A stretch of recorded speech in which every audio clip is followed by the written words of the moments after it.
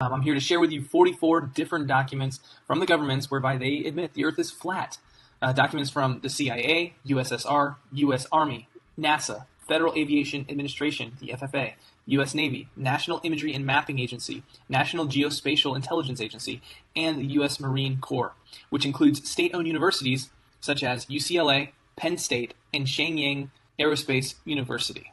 Government admits flat Earth document number 1, put out by the CIA, whereby it looks like they stole it from the USSR, and this document was created, appears to be sometime around March of 1957, and you'll notice that in the bottom left-hand corner you'll see the title of the document, the author, if there is one cited, unless there's a ton of them, and I'm not going to list them all, and then you have the URL of this document, so if you want to go download it yourself, you're able to. And when I go through these documents themselves, you'll see on the bottom right-hand corner is the page number where you can find these phrases and words cited. So beginning with page 19 of 100 for this dissertation, there's the brightness of the firmament. The firmament is a biblical term which is mentioned in Genesis chapter 1 8 different times, and beginning with verse 6. And the firmament was made to divide and separate the waters from above from below, as well as the sun, moon, and stars are placed within the firmament. So please go reread Genesis chapter 1. The firmament is also mentioned on page 20.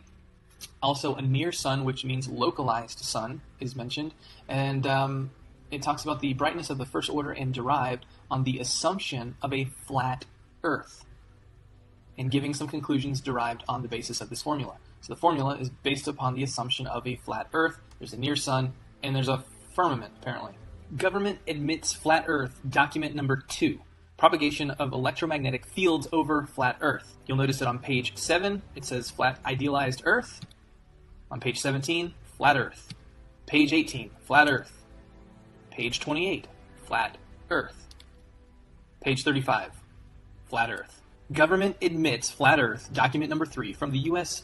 Army, titled An Energy Budget Model to Calculate the Low Atmosphere Profiles of Effective Sound Speed at Night.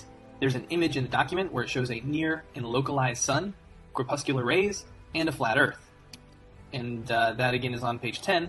And then if you go to page 16, you see the word flat Earth. Government admits flat Earth, document number 4, put out by the United States Army, titled Computationally Efficient Algorithms for Estimating the Angle of Arrival of Helicopters Using Acoustic Arrays. Let's see what it has to say. On page 17, it says flat Earth. Page 30, flat Earth model. Page 31, flat Earth. Page 35, a flat Earth. Government admits flat Earth, document number 5. This one is from United States Army, titled Adding Liquid Payloads Effects to the 6DOF Trajectory of Spinning Projectiles. Let's see what it has to say. On page 7, it says, Assume a flat Earth. These equations assume a flat Earth. Government admits flat Earth, document number 6. This is put out by the United States Army. In fact, it's the same author as document number 5, Gene R. Cooper. And in fact, the title is almost eerily the same. Though what we'll find is that he didn't make any corrections for assuming a flat Earth. But let's read the title. Trajectory Prediction of Spin-Stabilized Projectiles with a Steady Liquid Payload. What does it say? Page 10. It says, these equations assume a flat Earth. Why would you assume a flat Earth if you're on a spinning ball? Government admits flat Earth, document number 7, put out by NASA in August of 1988, derivation and definition of a linear aircraft model. What does it have to say? Let's see here. Well, starting with page 6, it says, this report details the development of the linear model of a rigid aircraft of constant mass flying over a flat, non-rotating Earth. It goes on to say on this same page, by defining the initial conditions of the nominal trajectory for straight and level flight and setting the asymmetric aerodynamic and inertia terms to 0, one can easily obtain the more traditional linear models from the linear model derived in this report. On page 35, it says this report derives and defines a set of linearized system matrices for a rigid aircraft of constant mass flying in a stationary atmosphere over a flat, non-rotating Earth. On page 55, it says based on assumptions of symmetric mass distributions, symmetric aerodynamics, and straight and level flight. And then on page 102, this report documents the derivation and definition of a linear aircraft model for a rigid aircraft of constant mass flying over a flat, non-rotating Earth. Government admits flat Earth, document number 8, put out by NASA, titled General Equations of Motion for a Damaged Asymmetric Aircraft. And on page 2, it states, in this paper, the rigid body equations of motion over a flat, non-rotating Earth. Government admits flat Earth document number 9, put out by NASA, titled Predicted Performance of a Thrust-Enhanced SR-71 Aircraft with an External Payload. This was put out in June of 1997. And it states non-rotating Earth. Right there, page 10. And this SR-71 Blackbird has a top speed of 2,193 miles per hour. And it doesn't have to account for the rotation of the Earth, the Coriolis effect, the alleged Coriolis effect, or even the curvature of the Earth at 2,193 miles per hour. Certainly it would have to if it existed, unless it was flying over a flat, non-rotating Earth. Government admits flat Earth document number 10, put out by the Federal Aviation Administration in conjunction with a company named MITRE. It's derivation of a point mass aircraft model used for fast time simulation. This is from April 2015. It says, assuming a flat, non-rotating Earth, page 7. Government admits flat Earth document number 11, put out by NASA in conjunction with the University of Kansas. They contracted KU to do this work with them, and it was put out June of 1971. It is titled A Method for Reducing the Sensitivity of Optimal Nonlinear Systems to Parameter Uncertainty. Let's see what it has to say. Page 14. It says the idealizing assumptions made are the following. Number 2 is a flat, non-rotating Earth. Government admits flat Earth document number 12, put out by NASA. It is titled Calculation of Wind Compensation for Launching of Unguided Rockets. And on page 8 and 10, we have a diagram, as well as it states the missile position in space is computed relative to a flat, non-rotating Earth. Government admits flat Earth document number 13, put out by NASA, December of 1987, titled User's Manual for Linear A Fortran Program to Derive Linear Aircraft Models. And it states on page 16, a rigid aircraft flying in a stationary atmosphere over a flat, non-rotating Earth. Government admits flat Earth document number 13, put out by NASA, December of 1987, titled User's Manual for Linear A Fortran Program to Derive Linear Aircraft Models. And it states on page 16, a rigid aircraft flying in a stationary atmosphere over a flat, non-rotating Earth. Government admits flat Earth document number 14, put out by NASA in 1988. In fact, it looks like to be an updated version from the document number 13 that I just went over. Same authors and almost the same exact, if not same exact title, which is User's Manual for Interactive Linear A Fortran Program to Derive Linear Aircraft Models. And it states on page 4, equations with stationary atmosphere and flat, non-rotating Earth assumptions. Same thing as in document 13, same authors, basically same title. They didn't make any adjustment. Going on to page 126, it states the same thing, stationary atmosphere and flat, non-rotating Earth assumptions. Doesn't look like they made a mistake with that documentation there. Government admits flat Earth document number 15, put out by NASA. This was put out in March of 1972, and it is titled Determination of Angles of Attack and Side Slip from Radar Data and a Roll-Stabilized Platform. What does it have to say? Well, page 2, it states the method is limited, however, to application where a flat, non-rotating Earth may be assumed. If it's limited to that assumption, and the Earth is a spinning ball, then this document is garbage, unless the Earth is truly flat and non-rotating. Government admits flat Earth document number 16, put out by NASA. It's titled U.S. Standard Atmosphere. What does it have to say? Well, on page 22, it says, for the accuracy required in this document, it suffices to treat the surface as an ellipsoid whose flattening ellipticity. That means they had to flatten the globe. Why would you have to do that? For accuracy, maybe because the Earth is flat. Government admits flat Earth document number 17, put out by NASA in December of 1991, titled An Aircraft Model for the AIAA Controls Design Challenge. And what does it have to say? On page 13, it states the flight dynamics of a rigid aircraft flying in a stationary atmosphere over a flat, non-rotating Earth. Government admits flat Earth document number 18, put out by NASA. This was in December of 1978, titled Investigation of Aircraft Landing in Variable Wind Fields. And what does it have to say? On page 14, it states, the aircraft trajectory model employed in this study was derived based on the following assumptions. A, the Earth is flat and non-rotating. Government admits flat Earth document number 19, put out by NASA, titled A Mathematical Model of the CH-53 Helicopter. And it states on page 25, the helicopter equations of motion are given in body axes with respect to a flat, non-rotating Earth. Government admits flat Earth document number 20, put out by NASA, titled Development and Validation of a Piloted Simulation of a Helicopter and External Sling Load. Well, what does it have to say? Well, on page 6, it states a general set of nonlinear rigid body equations of motion for both the helicopter and external load determines the motion of each vehicle with respect to a flat, non-rotating Earth. It states on page 37, the equations of motion for both the helicopter and the external sling load are developed in body axes with respect to a flat, non-rotating Earth. On page 48, it states the terrain is generally flat. Government admits flat Earth, document number 21, put out by NASA and the U.S. Air Force in conjunction with research provided by Georgia Tech, and it is titled Atmospheric Oscillations. What does it have to say? Well, on page 13, it states a model frequently used is that of a flat, non-rotating Earth.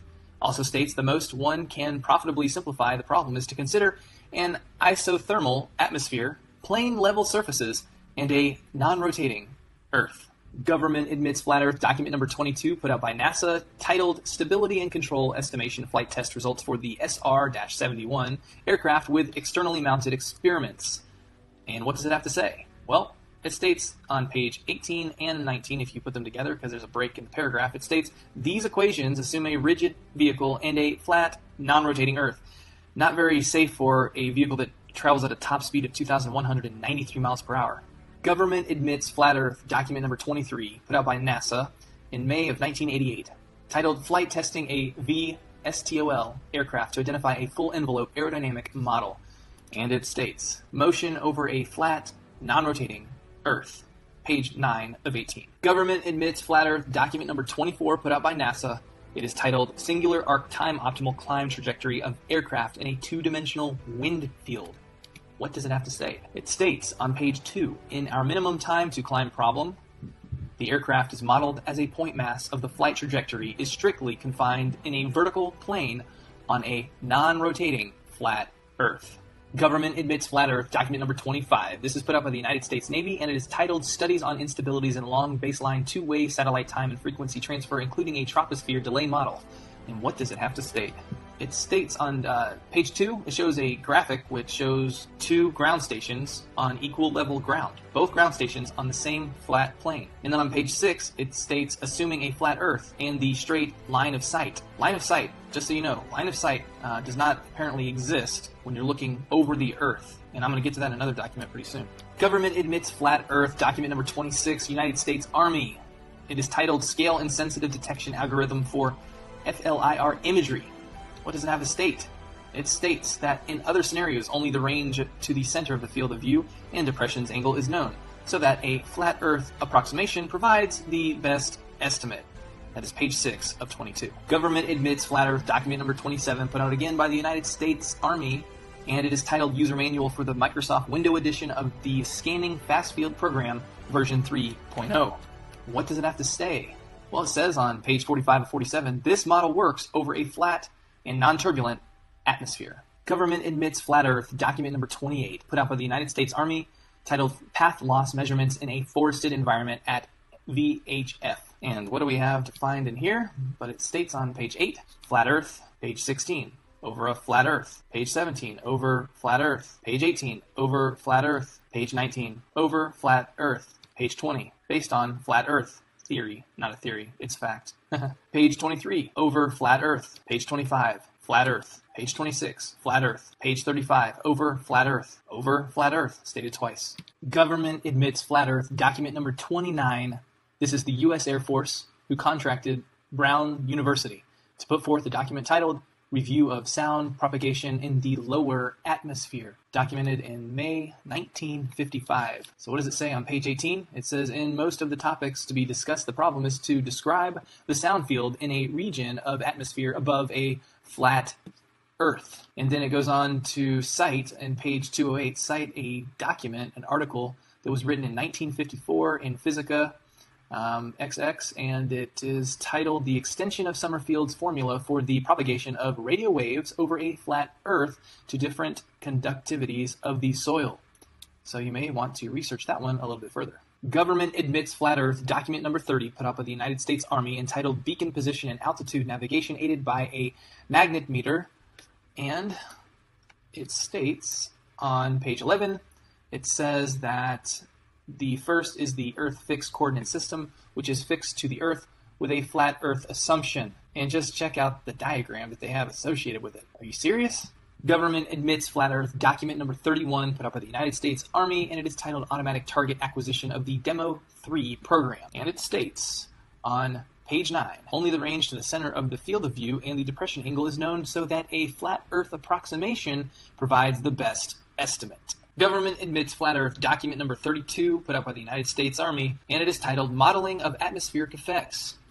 Let's see what it's got to say. Well, on page 28, it states, this model works well over a flat Earth and non-turbulent atmosphere. Government admits flat Earth, document number 33, put out by NASA in conjunction with an organization called Range Commanders Council Telemetry Group. The document is titled Telemetry Standards. This organization, Range Commanders Council, their mission is dedicated to serving the technical and operational needs of U.S. test, training, and operational ranges. The RCC provides a framework wherein common needs are identified and common solutions are sought, technical standards are established and disseminated, joint procurement opportunities are explored, technical and equipment exchanges are facilitated, advanced concepts and technical innovations are assessed, and potential applications are identified. Their vision is the Range Commanders Council, RCC, will promote credible change to meet Department of Defense, DoD, test and training requirements while promoting the common good of its members and enhance sharing and interoperability of infrastructure and resources. And so apparently they've got a lot more than just NASA who they serve. They serve the Department of Defense, the Air Force, the Navy, the Army. That's who's at least listed here. So back to the document, which is telemetry standards, on page 172, it states, although the equations for the two-ray model can be rather daunting, in its simplest form, one uses flat Earth trigonometry to compute the difference in path lengths between the direct and reflected signals. You don't use flat Earth trigonometry if you're on a globe. Government admits flat Earth, document number 34, put out by NASA in conjunction with UCLA, that's right, the University of California.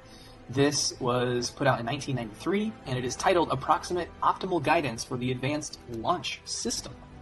And it states that the equations of motion for the zeroth order problem of flight in a vacuum over a flat Earth are presented. That's page 32 of 164.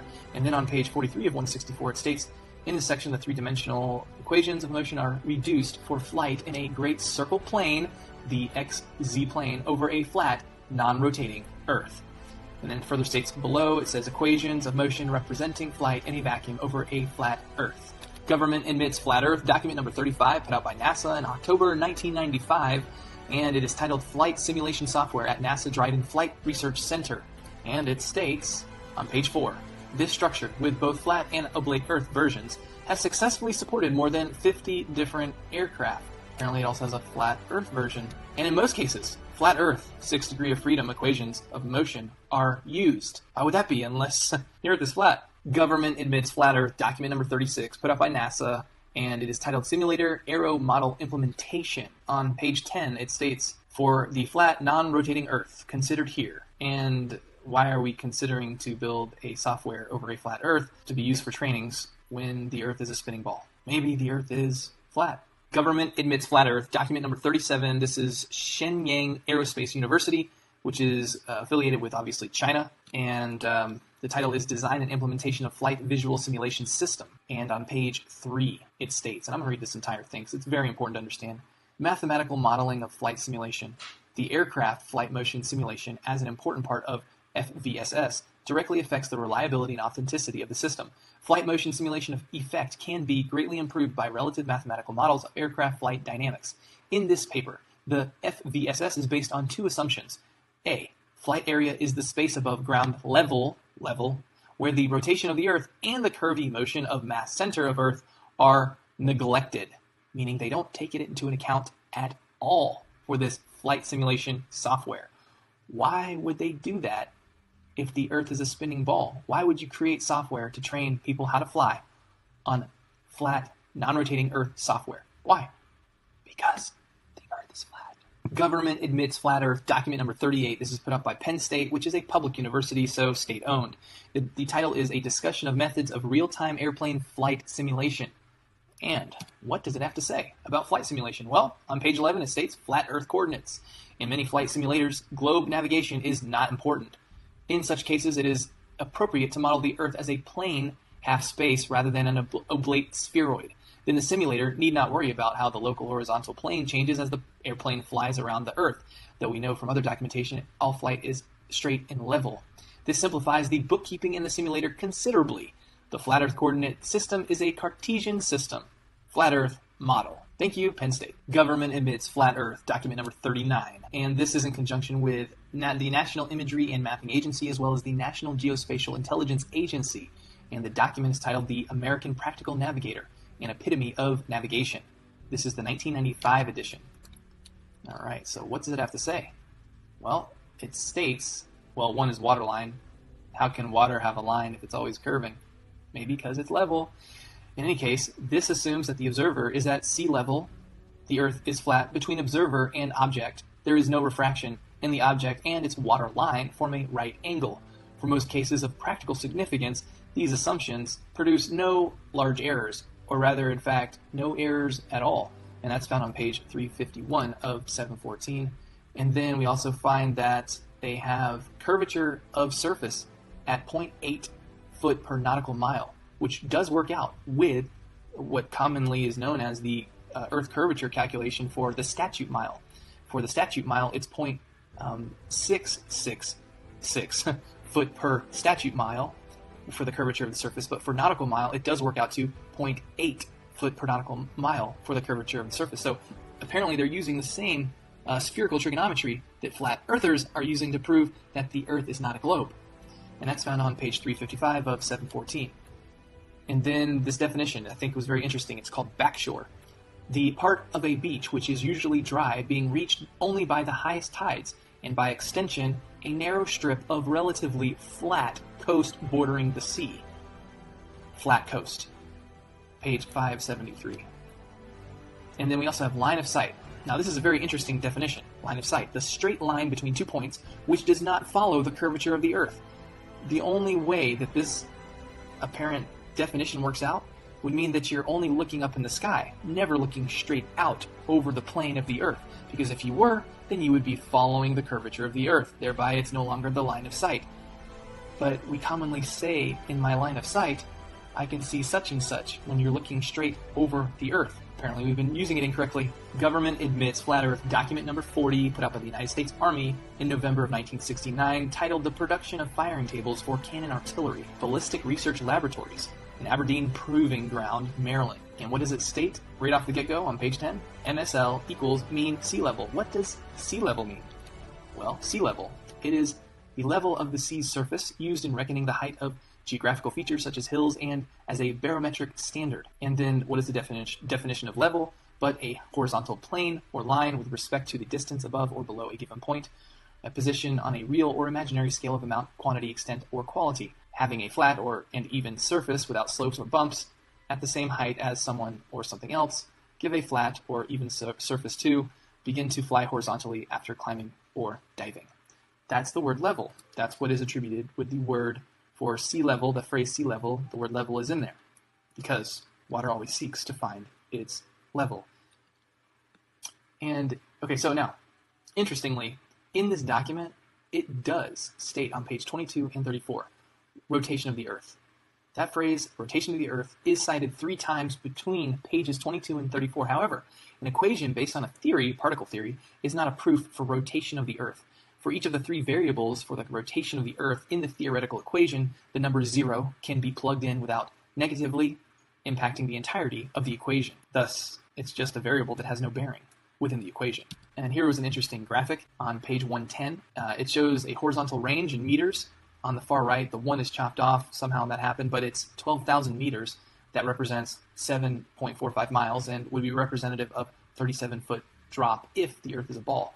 But Earth curvature is not necessary for calculating ballistic artillery. They put it on a horizontal range. No curvature. Government admits flat Earth. Document number 41, put out again by the United States Army, April 2016, titled Field Artillery Manual Cannon Gunnery. What do they have to say? Well, no rotation of the Earth. That is standard conditions. No rotation of the Earth. That's on page 175. However, it does state on page 192, theory of rotational effects. But we understand if we look at the word theory in the definition, it is a supposition or a system of ideas intended to explain something, especially one based on general principles independent of the thing to be explained. Hypotheses, thesis, conjecture, supposition, speculation, postulate, proposition, premise, surmise, assumption, presumption, presupposition, notion, guess, hunch, feeling, suspicion. Do you understand that the idea of a theory in science until it's been proven anyways, it is simply a form of mysticism even, potentially. So this idea that they want to throw in the rotational effects in this document has no bearing because they admit that it's just a theory, a supposition, a speculation, a postulation. It's not a fact. So, and this is interesting too. The M198 howitzer has a maximum range of 14 miles.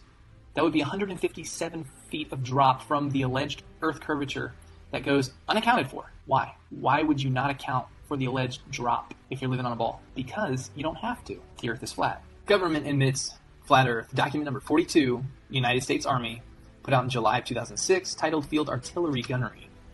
And I'm not going to go through all the document, but I'm going to summarize what is in here, and you can check it for yourself.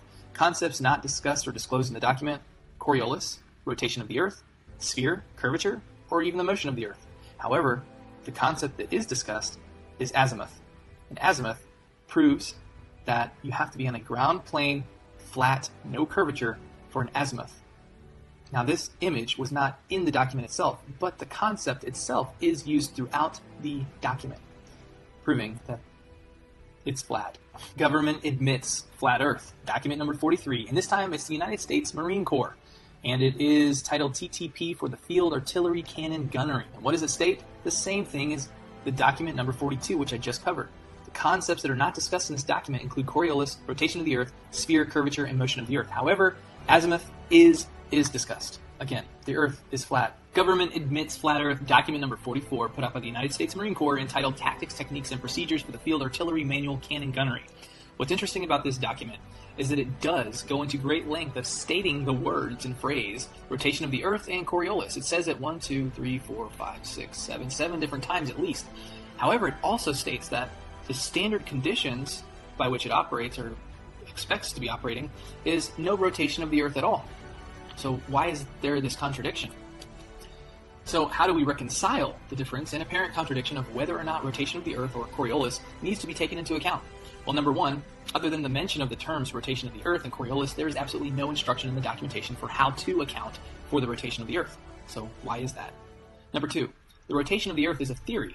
And just as in the equation cited in the U.S. Army document, report number 1371, entitled The Production of Firing Tables for Cannon Artillery, which was document number 40, it allows for the variable of alleged rotation of the Earth to be 0, leaving the entirety of the equation unaffected. And it is the same with this documentation produced by the United States Marine Corps. And if you're interested in looking at document number 40 again one more time, you can pause this. This is for your help, and research a little bit more right here, or you can just go to the document itself and check it for yourself. But I'm going to move on. Now, what is discussed in this document is azimuth. And we understand that only works on a ground level plane. Flat, no curvature. So I rest my case. The Earth is flat.